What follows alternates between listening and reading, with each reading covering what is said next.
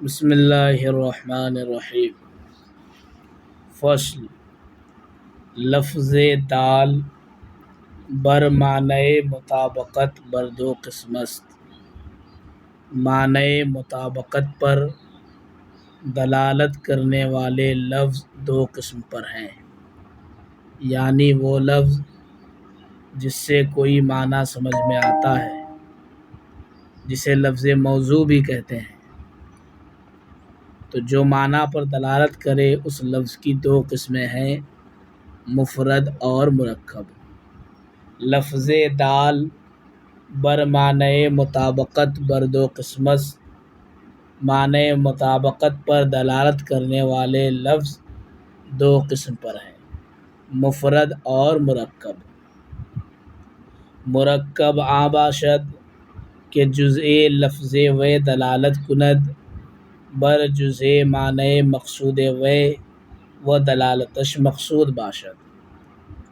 یہاں پر دھیان سے دیکھیں، سب سے پہلے بیان کیا کہ معنی مطابقت پر دلالت کرنے والے لفظ کی دو قسمیں، مفرد اور مرکب، لیکن تعریف یہاں پر پہلے مرکب کی کر رہے ہیں، بعد میں مفرد کی کریں گے، اس لیے کہ مرکب کی تعریفات میں جو قیود ہے وہ ثبوتی ہیں، یعنی مثبت والے قیود ہیں، اور مفرد میں منفی والے قیود ہیں، اور مثبت اور منفی میں تقدم مثبت کو حاصل ہے، اس لیے مرکب کو پہلے بیان کیا۔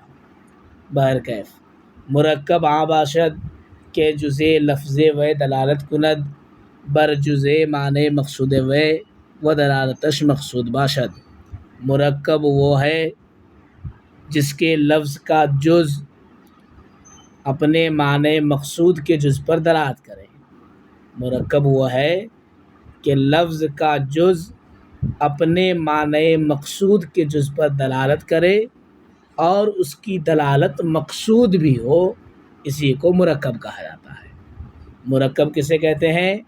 مرکب وہ ہے جس کے لفظ کا جز اپنے معنی مقصود کے جز پر دلالت کرے اور اس کی دلالت مقصود بھی ہو، جیسے رامی الحجارہ، پتھر پھینکنے والا۔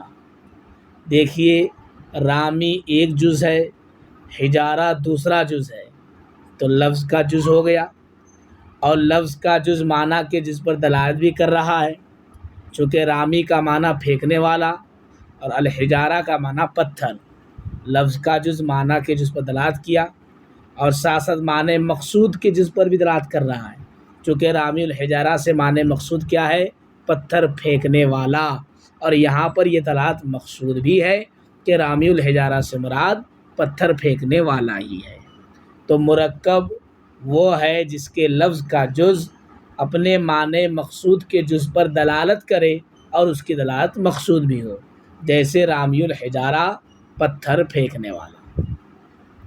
وہ مفرد آست کہ این چنی نباشد۔ مفرد وہ ہے جو ایسا نہ ہو، یعنی یا تو لفظ کا ہی جز نہ ہو، یا لفظ کا جز ہو لیکن معنی مقصود کے معنی کے جز پر دلالت نہ کرے، یا یہ کہ لفظ کا بھی جز ہو، معنی کا بھی جز ہو لیکن معنی مقصود کے جز پر دلالت نہ کرے، یا یہ کہ لفظ کا جز ہو، معنی کا بھی جز ہو، معنی مقصود کا بھی جز ہو لیکن وہ دلالت مقصود نہ ہو۔ مفرد آست کہ این چنی نباشد۔ مفرد وہ ہے جو ایسا نہ ہو، وہیں بر چہار قسم باشد، اور یہ چار قسموں پر ہوگا، یعنی مفرد کی چار صورتیں نکل کے آئیں گی۔ یکے آنکے جز نہ دارد۔ پہلی قسم یہ کہ وہ جز ہی نہ رکھے، مفرد اسے کہیں گے کہ وہ جز ہی نہ رکھے، جیسے حمزہ استفہام۔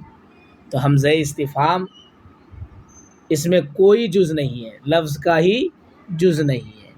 دوم آکے جز دارد، لیکن آ جز دلالت بر جزء معنی نہ دارد۔ دوسری قسم یہ ہے کہ لفظ اپنا جز رکھتا ہے لیکن وہ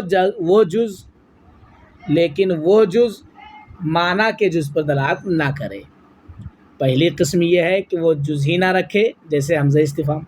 دوسری قسم یہ کہ لفظ اپنا جز رکھتا ہو لیکن وہ جز معنی کے جز پر دلالت نہ کرتا ہو، اصلاً بالکل ہی، جیسے زید ہے، زید میں 3 جز ہیں، زا، یا، دال، تو لفظ کے جز تو ہے لیکن یہ جز معنی کے جز پر دلالت نہیں کر رہا ہے۔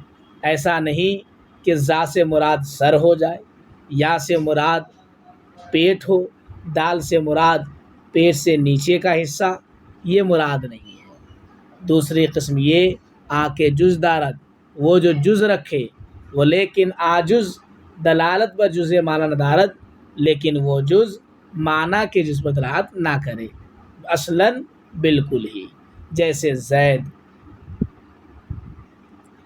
سوم کے جز دارد، وہ جز دلالت دارد بر معنی لیکن بر جز معنی مقصود دلالت نہ دارد۔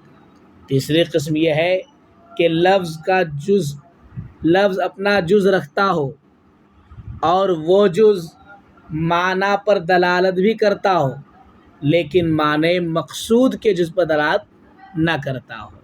تیسری قسم یہ ہے کہ لفظ اپنا جز رکھتا ہو اور وہ جز معنی پر دلالت بھی کرتا ہو لیکن معنی مقصود کے جز پر دلالت نہ کرتا ہو، جیسے عبداللہ در حالت علمیت، علمیت کی حالت میں اگر کسی کا نام عبداللہ رکھ دیا جائے تو غور سے دیکھیں، عبداللہ اس میں 2 جز ہیں، ایک عبد ہے، دوسرا اس میں جلالت ہے، تو لفظ کا جز پایا گیا، اور یہ لفظ کا جز معنی پر دلالت بھی کر رہا ہے۔ کیسے کہ عبد کا معنی بندہ ہے اور اس میں جلالت یہ ذات باری تعالیٰ پر دلالت کرتا ہے، تو دونوں جز کے معنی بھی ہیں لیکن معنی مقصود کے جز پر دلالت نہیں کرتا ہے، اس لیے کہ عبداللہ کا معنی مقصود ایسا نہیں ہے کہ جس کا نام رکھا جائے وہاں پر اس کی مراد اللہ کا بندہ ہو، بلکہ وہاں تو علم مراد ہے، ذات مشخصہ معینہ مراد ہے۔ سوم کے جز دارد، وہ جز دلالت دارد بر معنی۔ تیسری قسم یہ ہے کہ لفظ اپنا جز رکھتا ہو اور وہ جز معنی پر دلالت بھی کرتا ہو لیکن بر جز معنی مقصود دلالت نہ دارد، لیکن معنی مقصود کے جز پر دلالت نہ کرتا ہو، جیسے عبداللہ حالت علمیت میں عبد کا بھی معنی ہے، اس میں جلالت کا بھی معنی ہے، عبداللہ کا معنی اللہ کا بندہ، لیکن یہاں پر علم مراد ہے، یہ نہیں کہ یہ اللہ کا بندہ یہ مراد ہو۔ چہارم کے جز دارد، وہ جز دلالت دارد بر جز معنی مقصود لیکن دلالت مقصود نباشد۔ چوتھی قسم یہ ہے کہ جز بھی رکھتا ہو اور وہ جز معنی مقصود کے جز پر دلالت بھی کرتا ہو لیکن وہ دلالت مقصود نہ ہو۔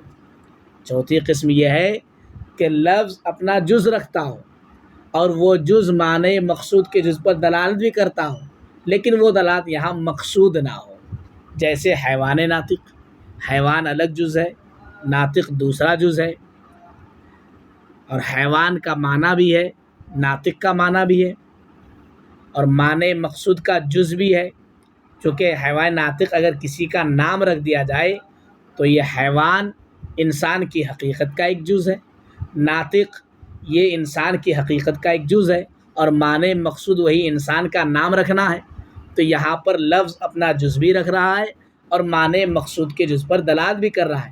ہاں البتہ حالت عالمیت میں یہاں پر یہ دلالت مقصود نہیں ہے بلکہ یہاں مراد ذات مشخصہ معینہ ہے۔ چوتھی قسم یہ ہے کہ لفظ اپنا جز رکھے اور وہ جز معنی مقصود کے جز پر دلالت بھی کرے لیکن وہ دلالت مقصود نہ ہو، جیسے حیوان ناطق، حیوان ایک الگ جز ہے، ناطق دوسرا جز ہے، اور یہ دونوں جز معنی مقصود یعنی جس کا نام رکھا گیا اس کے جز پر دلالت بھی کر رہا ہے۔ کیسے؟